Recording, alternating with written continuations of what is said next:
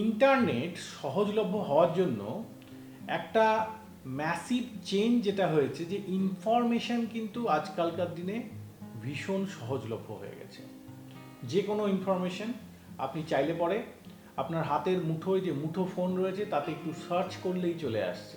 Google সার্চে গিয়ে বা এখন নতুন এআই অনেক টুল এসছে, সেখানে আপনি সার্চ করলে সেই ব্যাপারে সমস্ত তথ্য কিন্তু আপনার সামনে চোখে চলে আসে। তথ্য আসাটা খুবই প্রয়োজনীয়, এটা একটা রিভলিউশনারি চেঞ্জ আমি বলবো। কিন্তু যেটা আমি মনে করি যে তথ্য যেটা আপনার হাতে আসছে সেটা কিন্তু তার ফেস ভ্যালুতে না নিয়ে একটু যাচাই করে নেওয়া ভালো। আজকের এই ভিডিওটি আমি একজন আমার পেশেন্ট যে একটি খুব ইম্পর্ট্যান্ট ইনফরমেশন পেয়েছিল আমার কাছ থেকে, তার সত্যতা যাচাই করতে সে এই প্রশ্নটি আমাকে করেছিল, তার থেকেই কিন্তু এই ভিডিওটি করার কনসেপ্ট আমি পেয়েছি। প্রশ্নটা কি? সে আমাকে বলল যে আমি একটা ইনফরমেশন পেলাম যেখানে বলা হয়েছে যে আমেরিকাতে সর্ষের তেল ব্যবহার করা পুরোপুরি ব্যান্ড। অর্থাৎ আপনি কুকিং বা কনজামশন পারপাসে মাস্টার্ড অয়েল বা সর্ষের তেল কিন্তু ব্যবহার করতে পারবেন না ইউএসএতে, কারণ এটা পুরোপুরি তাদের দেশে নিষিদ্ধ। প্রশ্নটা খুবই রেলেভেন্ট। ইনফরমেশনটা কি সঠিক? ইনফরমেশন কিন্তু সঠিক। ইউএসএতে মাস্টার্ড অয়েল কিন্তু ব্যান্ড। তো এই প্রসঙ্গে আমি বলে রাখি যে এই যে ইনফরমেশন আমাদের সামনে এত চলে আসছে, যেটা আমি বলছিলাম যে এটা কিন্তু একটু ফেস ভ্যালুতে না নিয়ে আমাদের যাচাই করে নেওয়া উচিত। এখনকার দিনে প্রচুর ভিডিও পাওয়া যায়, বিভিন্ন রকম চ্যানেল রয়েছে, ইউটিউব রয়েছে, এছাড়াও আরও অনেক রকম সোশ্যাল মিডিয়া প্ল্যাটফর্ম রয়েছে, ফেসবুক, ইনস্টাগ্রাম, তাতে প্রচুর ভিডিও আমাদের সামনে পপ আপ করে। আমরা দেখি যে খুব ভালো চমকপ্রদভাবে বলছে, বেশ ভালো লেগে যায় কথাটা। খালি ইনফরমেশন পর্যন্ত হলে ঠিক আছে, কিন্তু অনেক সময় সেসব ভিডিওতে বিভিন্ন রকম অ্যাডভাইস থাকে। প্রশ্ন হচ্ছে এই অ্যাডভাইসগুলো কি আমরা সবকটাই মেনে চলবো? যে যেরকম বলছে সবই কি আমি মেনে চলবো? এখানেই আমার খুব ইম্পর্ট্যান্ট একটা বক্তব্য রয়েছে।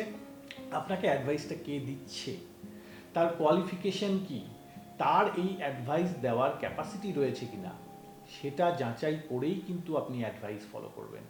এটা ভীষণ গুরুত্বপূর্ণ। একই কথা প্রযোজ্য কিন্তু বিভিন্ন গুগলে যে ইনফরমেশন আমাদের সামনে আসছে, কোনো একটা ডকুমেন্ট, কোনো একটা ইনফরমেশান, সেটা কি সায়েন্টিফিক্যালি টেস্টেড, এর পিছনে সায়েন্টিফিক এভিডেন্স কতটা, এটা না জেনে কিন্তু সেই ইনফরমেশান কারোর সঙ্গে শেয়ার করবেন না। আশা করি বোঝাতে পারলাম। এবার ফিরে আসা যাক ভিডিওর মূল উপাদানে। নমস্কার, আমি ডক্টর অরিন্দম পান্ডে, আমি একজন হৃদরোগ বিশেষজ্ঞ। আজ আলোচনা করব এই যে মিথ বা মিস ইনফরমেশন কি এক্স্যাক্টলি রয়েছে সর্ষের তেলের পিছনে। তো কেন ব্যান্ড, কেন আমেরিকাতে সর্ষের তেল খাওয়ার জন্য ব্যবহার করা হয় না, এটা জানতে গেলে কিন্তু তাদের হিস্ট্রিটা জানতে হবে। আমেরিকাতে কিন্তু কখনোই সর্ষের তেল অ্যাভেলেবেল ছিল না। মোস্টলি তারা প্রথম দিকে বিভিন্ন রকম অ্যানিম্যাল অয়েল দিয়ে রান্নাবান্না করতো। পরবর্তীকালে যখন দেখা গেল যে না, অ্যানিম্যাল অয়েল সব জায়গায় ব্যবহার করাটা ঠিক হচ্ছে না, বিভিন্ন রকম সমস্যা আসছে, বিশেষ করে হার্টের দিক থেকে অতটা উপযোগী নয়, তখন তারা আস্তে আস্তে শিফট করলো ভেজিটেবল অয়েলের দিকে। ভেজিটেবল অয়েল এখন যদি দেখেন যে কোন অয়েল আমেরিকাতে সবথেকে বেশি ব্যবহার করা হয়, one of the most important and importantly produced in huge amount, soybean oil. ওখানে প্রচুর চাষ হয়, সেখান থেকে যে তেল আসে সেটা তারা ব্যবহার করে।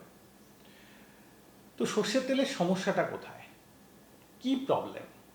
সর্ষের তেলের যদি আমি বলি, যদি আমরা একটু কম্পোজিশন হিসেবে দেখি যে কি আছে, এখানে আনস্যাচুরেটেড ফ্যাটি অ্যাসিড থাকে অ্যারাউন্ড 10%, মানে যেটা আমরা পলি আনস্যাচুরেটেড ফ্যাটি অ্যাসিড বলছি। বাকি 90% হচ্ছে combination of saturated and mono unsaturated fatty acid. তো মোনো আনস্যাচুরেটেড ফ্যাটি অ্যাসিড কিন্তু খারাপ জিনিস নয়। তেল নিয়ে একটা ভিডিও এর আগেও আমি করেছি, তাতে এই ব্যাপারে আমি ডিটেলসে আলোচনা করেছি। যদি আপনারা চান একবার ওই ভিডিওটা দেখে তারপর এই ভিডিওটা দেখলে সম্ভবত আপনি ইনফরমেশনগুলো আরেকটু ভালোভাবে সাজিয়ে নিতে পারবেন। তো সর্ষের তেলের যে দুটো প্রবলেম যার জন্য আমেরিকাতে ব্যবহার করা যায়নি, ওয়াইড স্প্রেড ইউজ হয়নি, এখনও অ্যাভেলেবেল নয়, তার একটা হচ্ছে এর যে গন্ধ। আমরা বলি সর্ষের তেল, বিশেষ করে ঘানিতে ভাঙা সর্ষের তেলের ঝাঁঝই আলাদা। এই ঝাঁঝটা আমাদের দেশে খুব একটা ফেভারিট ঝাঁঝ, কারণ আমরা কয়েক হাজার বছর ধরে সর্ষের তেল ব্যবহার করছি। এই ঝাঁঝটা সম্বন্ধে আমরা ওয়াকিবহাল। ইনফ্যাক্ট যারা একটু ভালোভাবে এই ব্যাপারটা জানেন তারা ওই ঝাঁঝ দেখেই সর্ষের তেল কতটা আসল, কতটা তাতে ভেজাল রয়েছে সেটাও বলতে পারেন। তো এই ঝাঁঝটা কিন্তু আমেরিকার লোকরা নিতে পারে না। কেন ঝাঁঝটা হয়? ঝাঁঝটা হয় তার কারণ সর্ষে যে বীজের মধ্যে একটা উপাদান থাকে যেটাকে বলা হয় সিংগ্রিন। সিংগ্রিন যে আছে, সিংগ্রিনটা সেরকম কিন্তু গন্ধ নেই। এমনিতে যদি আপনি না ভাঙেন সর্ষের বীজটাকে তাহলে কিন্তু সেটা থেকে ততটা গন্ধ বেরোবে না। কিন্তু ওয়ান্স ইট ইজ ব্রোকেন, অর্থাৎ ওটা ভেঙে গেলে তারপর তার মধ্যে কিছু এনজাইমেটিক চেঞ্জ হয়, তারপর এই সিংগ্রিন থেকে তৈরি হয় অ্যালাইল আইসোথায়োসায়ানেট। এই যে প্রোডাক্টটা অ্যালাইল আইসোথায়োসায়ানেট, এটার কিন্তু অ্যাকচুয়ালি রেসপন্সিবল ফর এই তীব্র ঝাঁঝ। এই তীব্র ঝাঁঝের পিছনে কিন্তু এই কম্পাউন্ডটা দায়ী। কেন এই ঝাঁঝটা প্রয়োজন হয়েছিল? Probably for protection. যখন সর্ষে আমাদের খেতে তৈরি হয় দেখবেন সব কিছুতে প্রচুর পোকা লাগে, কিন্তু সর্ষেতে অত পোকা লাগে না। এই যে স্ট্রিনজেন্ট গন্ধটা আছে তার জন্য এটা একটা সামহাও প্রোটেকশন সর্ষে বীজের জন্য। এই প্রোটেকশনটা যেমন ভালো, একদিক থেকে পোকামাকড় লাগে না, কিন্তু সেটার সঙ্গে এই ঝাঁঝটা থাকলে কিন্তু অনেকেই এটা সহ্য করতে পারে না। এটাই কি কারণ আমেরিকাতে এই সর্ষের তেল ব্যান্ড হয়ে যাওয়ার পিছনে? খালি এটা কারণ না, রাদার কারণ আরেকটা, সেটা রাদার মোর ইম্পর্টেন্ট, এবং তারা এটাকে সায়েন্টিফিক বলে চালানোর চেষ্টা করেন। কি সে কারণ? আমি একটু আগেই বলছিলাম সর্ষের তেলে কিন্তু প্রচুর মোনো আনস্যাচুরেটেড ফ্যাটি অ্যাসিড থাকে। আর কোন এরকম তেল আছে যাতে এরকম প্রচুর মোনো আনস্যাচুরেটেড ফ্যাটি অ্যাসিড থাকে? সেটা হচ্ছে অলিভ অয়েল। অলিভ অয়েলের কম্পোজিশন দেখবেন প্রচুর মোনো আনস্যাচুরেটেড ফ্যাটি অ্যাসিড থাকে। তাহলে অলিভ অয়েল এত ভালো তেল বলে আপনি মানছেন, কিন্তু সর্ষের তেলের প্রবলেম কি? সর্ষের তেলে যে মোনো আনস্যাচুরেটেড ফ্যাটি অ্যাসিড থাকে তার মধ্যে একটা মেজর কম্পোনেন্ট হচ্ছে এরুসিক অ্যাসিড। এই এরুসিক অ্যাসিড একটা 22 কার্বন অ্যাটমের একটা ফ্যাটি অ্যাসিড, এটা একটা মোনো আনস্যাচুরেটেড ফ্যাটি অ্যাসিড। দেখা গেছে এই এরুসিক অ্যাসিড যদি কোনো পাখিরা খায় বা অন্য ধরনের পতঙ্গ বা তারা খায়, তাহলে তাদের হার্টের মধ্যে এটা গিয়ে ডিপোজিশন হতে পারে। এইটা একটা কারণ যেটা কিনা আমেরিকাতে সায়েন্টিফিক বলে চালানো হয়, যে এই কারণে দেখা গেছে যে বার্ডসদের মধ্যে, অ্যানিমাল কিংডমে বার্ডসদের মধ্যে এরুসিটিক অ্যাসিড যদি যায় সেটা হার্টে ডিপোজিশন হয়ে প্রবলেম করতে পারে। But what about human? বার্ডের ডাইজেস্টিভ সিস্টেম আর হিউম্যানের ডাইজেস্টিভ সিস্টেম কিন্তু এক না। আমাদের হজম প্রক্রিয়া এবং পুরোপুরি যে প্রণালী পুরোপুরি আলাদা। আমরা অন্যভাবে হজম করি। এখনো পর্যন্ত কিন্তু এই এরুসিক অ্যাসিড আমাদের যে হজম যে সিস্টেম তার মধ্যে গিয়ে হার্টে ডিপোজিশন হয় কিনা তার কোনো প্রমাণ কিন্তু কোথাও নেই। আমেরিকার কোনো রিসার্চে ওটা পাওয়া যায়নি। কিন্তু যেহেতু এটা প্রোডাকশনের প্রবলেম রয়েছে এবং সম্ভবত আমেরিকাতে এটা অতটা পপুলার হবে না, তার জন্য কিন্তু তারা এখনও এই ব্যানটা চালিয়ে যাচ্ছে। আমাদের দেশে কি এটা মেনে নেওয়ার দরকার? একদমই নয়।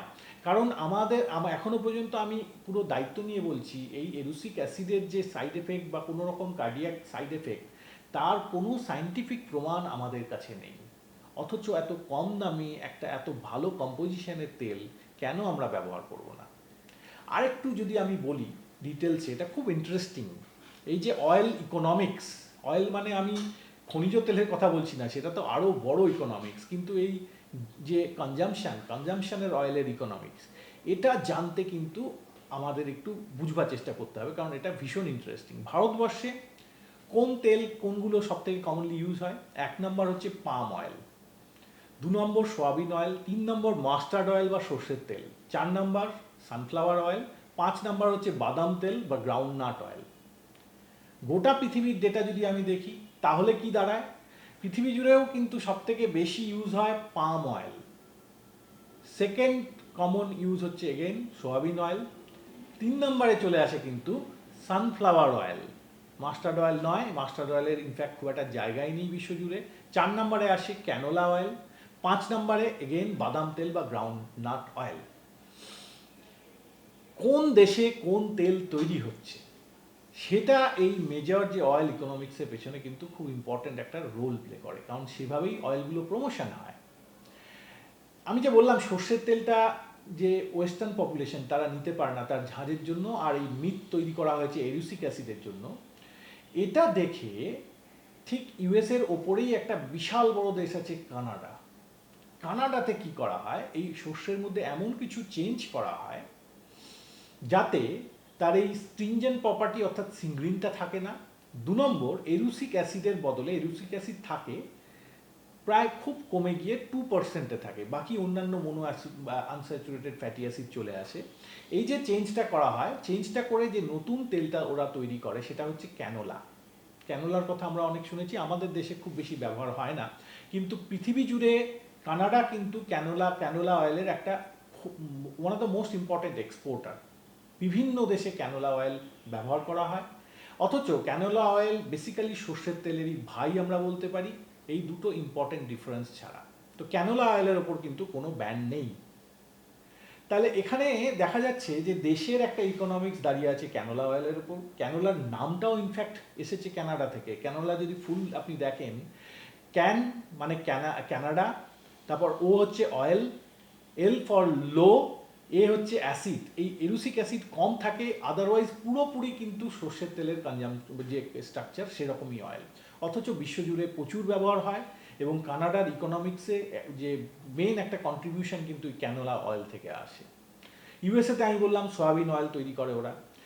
ইউরোপে যদিও আমরা বলি যে অলিভ অয়েলের খুব ভালো একটা সোর্স ইউরোপের বিভিন্ন কান্ট্রি, কিন্তু সব থেকে কমন কি তেল তৈরি হয় ইউরোপে সেটা কিন্তু সানফ্লাওয়ার অয়েল। সানফ্লাওয়ার অয়েল তার কম্পোজিশনে পলি আনস্যাচুরেটেড ফ্যাটি অ্যাসিড প্রচুর থাকে। সেটা কি খুব ভালো তেল, আমাদের মাস্টার্ড অয়েল বা সর্ষের তেলের থেকে ভালো? উত্তর না। কেন না আমি এক্সপ্লেন করব। আর বাকি থাকলো পাম অয়েল। পাম অয়েল তৈরি হয় মেজরিটি 90% পাম অয়েল পৃথিবীতে সাপ্লাই করে মালয়েশিয়া, কিছুটা শ্রীলঙ্কা থেকে আসে। পাম অয়েলেও কিন্তু এরকম প্রচুর মোনো আনস্যাচুরেটেড ফ্যাটি অ্যাসিড থাকে। পাম অয়েলের প্রতি অনেক রকম বিভিন্নভাবে প্রোপাগান্ডা তৈরি করা হয়ে থাকে, মোস্টলি ওয়েস্টার্ন মিডিয়া থেকে, যে পাম অয়েল ভালো তেল নয়, হার্টের জন্য ঠিক নয়, স্যাচুরেটেড ফ্যাটি অ্যাসিড থাকে, কিন্তু তারও কোনো প্রমাণ নেই। র্যাদার আমি আপনাদেরকে বলবো, এই যে বিশ্ব রাজনীতিতে যে তেলের একটা ইকোনমিক্যাল একটা স্ট্রাগল, একটা নিজেদের মধ্যে প্রতিপত্ততা বিস্তার করার যে চেষ্টা, এটার পিছনে যতটা না সায়েন্টিফিক এভিডেন্স রয়েছে তার থেকে বেশি কিন্তু গায়ের জোরটাই রয়েছে। কারণ আমরা যদি সায়েন্টিফিক্যালি চিন্তা করি তাহলে পাম অয়েলও অত খারাপ না, মাস্টার্ড অয়েল অর্থাৎ সর্ষের তেলও খুব একটা খারাপ না। আমার আগের যে তেলের ভিডিওতে আমি বলেছিলাম যে খুব ইম্পর্টেন্ট দুটো প্যারামিটার আমাদেরকে দেখতে হবে যখনই আমরা কোনো কনজামশনের জন্য ব্যবহার করার জন্য অয়েল ব্যবহার করব। তার সব থেকে ইম্পর্টেন্ট হচ্ছে স্মোকিং পয়েন্ট। একটা টেম্পারেচারের ওপরে, যেটাকে আমরা স্মোকিং পয়েন্ট বলি, তারপরে যদি আমি টেম্পারেচার বাড়াই, সেই টেম্পারেচারে কিন্তু তেলটা খারাপ হয়ে যায় এবং র্যানসিড হয়ে যায়, সেখানে ফ্রি র্যাডিক্যাল তৈরি করে। সেটা অ্যাকচুয়ালি মারাত্মক ক্ষতিকারক আমাদের শরীরের জন্য। যেটা বারবার 2বার 3বার যদি একই তেল ভাজা হয় তাহলেও সেই সম্ভাবনাটা বেড়ে যায়। তাহলে ইম্পর্টেন্ট প্যারামিটারটা হচ্ছে স্মোকিং পয়েন্ট। এই স্মোকিং পয়েন্ট কোন তেলের কত বেশি সেটাই কিন্তু ইন্ডিকেট করছে সেই তেলটা কনজামশনের জন্য কতটা উপযোগী। স্মোকিং পয়েন্টগুলো এবার বলি বিভিন্ন তেলের আপনাদের। যে মাস্টার্ড অয়েল, তার স্মোকিং পয়েন্ট কিন্তু 250 ডিগ্রি, মানে অত্যন্ত বেশি। তার একটু পরেই আসে দেশি ঘি 240 ডিগ্রি, তারপরে আসে 230 ডিগ্রিতে পাম অয়েল। অর্থাৎ দেখা যাচ্ছে পাম অয়েল, দেশি ঘি আর যে সর্ষের তেল, এই তিনটেই কিন্তু বেশ ভালো তেল খাওয়ার জন্য, কারণ তাদের স্মোকিং পয়েন্টটা খুব বেশি। ওটা সব থেকে important parameter. What about sunflower oil, what about other oil? 225 degree বা তারও কম। সুতরাং তারা কিন্তু খাওয়ার জন্য খুব ভালো তেল নয়। বিশেষ করে যদি আপনি ইন্ডাস্ট্রি লেভেলের প্রোডাকশন করেন তাহলে অনেক বেশি টেম্পারেচারে প্রোডাকশনের প্রসেসটা হয়, তাতে ভালো তেলের ভালো গুণ কিন্তু আর থাকে না। সেখান থেকে দেখতে গেলে আমি বলবো সব থেকে ভালো তেল খাওয়ার জন্য কিন্তু দেশি ঘি। প্রবলেম কস্ট, ডেফিনেটলি কস্টটাও আমাদের দেশের জন্য ইম্পর্টেন্ট। এত বড় একটা দেশ, কস্ট যদি আমি পুরোপুরি ভুলে যাই সেটা কিন্তু কাজের কথা নয়। তো অল্প করে যদি খেতে পারেন, দেশি ঘি খেতে পারেন, তাহলে সেকেন্ড বেস্ট অপশন কি আসছে? It is mustard oil. এবং কিছু ক্ষেত্রে আপনি পাম অয়েলও ইউজ করতে পারবেন। সাউথ ইন্ডিয়াতে কিছু ক্ষেত্রে কোকোনাট অয়েল ইউজ করে। যেহেতু আমার ভিউয়ারদের মধ্যে কোকোনাট অয়েল কনজামশন করার লোক খুব একটা নেই, আমি ওটা নিয়ে ডিটেলসে বলছি না। It is a oil with very high saturated fatty acid. যদি কেউ আপনারা জানতে চান কমেন্টে আমাকে জানান, আমি একটা সেপারেট ভিডিও অবশ্যই করবার চেষ্টা করবো কোকোনাট অয়েলের ওপর। বাকি যদি থাকে তাহলে আমাদের দেশে কিন্তু ইন টার্মস অফ প্রেফারেন্স দেশি ঘি তারপরেই মাস্টার্ড অয়েল আসছে। এবং আপনার আমেরিকাতেই বা ইউএসএতে যদি মাস্টার্ড অয়েল ব্যান থাকেও তাহলেও কিন্তু আমরা সেই মোহে ভুলবো না, কারণ আমরা বছরের পর বছর কয়েক হাজার বছর ধরে এই মাস্টার্ড অয়েল ব্যবহার করে এসেছি। কেন আমরা কোনো একটা দেশের ব্র্যান্ডের দিকে গিয়ে আমাদের নিজেদের অভ্যেস চেঞ্জ করব? আমাদের তো কোনো সমস্যা হচ্ছে না বা হয়ওনি।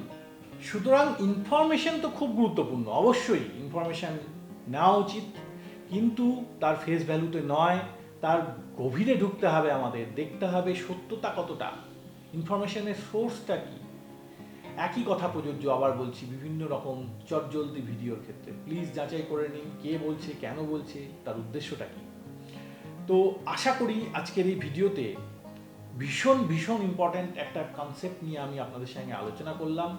আমার মনে হয় আমাদের দেশে এবং আমাদের এই সাবকন্টিনেন্টের সমস্ত দেশের জন্য এই ইনফরমেশনগুলো খুব ইম্পর্ট্যান্ট। আমাদের চেষ্টা করা উচিত যাতে এই ইনফরমেশনগুলো আরও সাধারণ মানুষের মধ্যে ছড়িয়ে পড়ে, আমরা সত্যিটা জানতে পারি, ওয়েস্টার্ন প্রোপাগান্ডাতে আমরা যেন বিচলিত না হয়ে যাই। যদি মনে করেন খুব ইম্পর্ট্যান্ট ইউজফুল ইনফরমেশন কিছু পেলেন আমার ভিডিও থেকে, তাহলে অবশ্যই আপনার বন্ধুবান্ধবদের সঙ্গে শেয়ার করবেন। এবং যেটা সবসময় বলে থাকি, আমার চ্যানেলটি সাবস্ক্রাইব করতেও ভুলবেন না, ভবিষ্যতেও এই ধরনের নিত্য নতুন ইনফরমেটিভ সায়েন্টিফিক ভিডিও পেতে থাকার জন্য। নমস্কার, সুস্থ থাকবেন, ভালো থাকবেন।